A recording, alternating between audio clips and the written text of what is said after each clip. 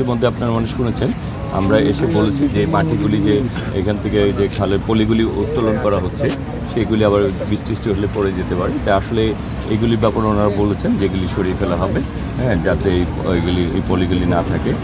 আর আমরা আসলে যে জিনিসটা যাচ্ছে যে পানি প্রবাহটা খালের এটা যাতে সঠিকভাবে করা যায় এবং যেখানে প্রতিবন্ধকতাগুলি রয়েছে, হ্যাঁ, সেগুলি সরিয়ে যাতে এই খালের পানি প্রবাহটা সঠিকভাবে করা যায় সেই ব্যবস্থাটি গ্রহণ করা হচ্ছে।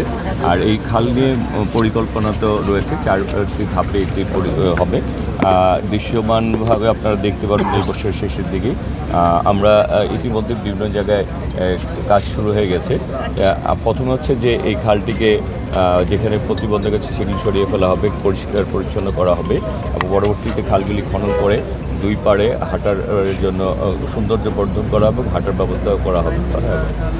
এই খাল নিয়ে কাজ শুরু হয়ে গেছে এবং আর কিছুদিন পর হয়তো বা সিটি কর্পোরেশনের প্রশাসক, এলজিডি প্রতিমন্ত্রী অন্যরাও আসবেন এই খালটি পরিদর্শন করার জন্য। এই খাল নিয়ে আসলে যাতে ঢাকাকে জলবদ্ধতা মুক্ত করা যায় এবং খালকে যাতে পুনরুদ্ধার করা যায় এবং যেখানে যেখানে প্রতিবন্ধক সেগুলিকে যাতে দূর করা যায় আর অবৈধ যারা দখলদার রয়েছে তাদেরকে যাতে এই জায়গা থেকে উচ্ছেদ করা যায় সেই নিয়ে কাজ এগিয়ে চলেছে। সেক্ষেত্রে কি অবৈধভাবে যারা দখল করে, আমরা অনেক সময় দেখি প্রভাবশালী ব্যক্তিরা এই দখল করে আশেপাশে, সেক্ষেত্রে কি ব্যবস্থা নিচ্ছেন আপনারা? শুনে আমি এর আগেও আপনাদের বলছি যে আপনার যে অবৈধ দখলদার তারা তো দখলদার, সুতরাং দখলদারদেরকে উচ্ছেদ করা এটা স্বাভাবিক একটি প্রক্রিয়া।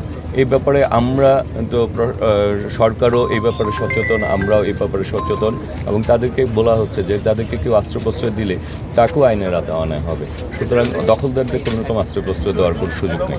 অতীতে আমরা দেখতে পেয়েছি খাল খননের পরবর্তীতে আবার একইভাবে ভরাট করা হচ্ছে, সেক্ষেত্রে কি ব্যবস্থা নিচ্ছে যে ভরাট যাতে না হয়? এটি যাতে খালটি যাতে ভরাট না হয় সেই জন্য বলা হচ্ছে যে ওয়াকওয়ে করে দেওয়া হবে। খালটি পুনরুদ্ধারের পরে এটি দুই পাশে ওয়াকওয়ে করা এবং সৌন্দর্য বর্ধন করা হবে। সুতরাং এখানে পরবর্তীতে সেটি দখল করার সুযোগ থাকবে না। হ্যাঁ, সরকারের থেকে সর্বশেষ কি নির্দেশনা দেওয়া আছে এই খাল ঢাকা শহরের সকল খাল? এখানে আসলে সিটি কর্পোরেশন এবং আর কার করতেছে এটার সাথে ওটাই স্থানীয় সরকারের আন্ডারে সিটি কর্পোরেশন করছে। এখানে আমাদের সিটি কর্পোরেশন কর্মকর্তাবৃন্দ উপস্থিত রয়েছেন, মানুষ রয়েছে, প্ল্যানিং কমিশনের ওনারা, অতিরিক্ত সচিব ওনারা উপস্থিত রয়েছেন। আপনার যদি আরও বিস্তারিত জানতে চান ওনাদের সাথেও কথা বলতে পারেন।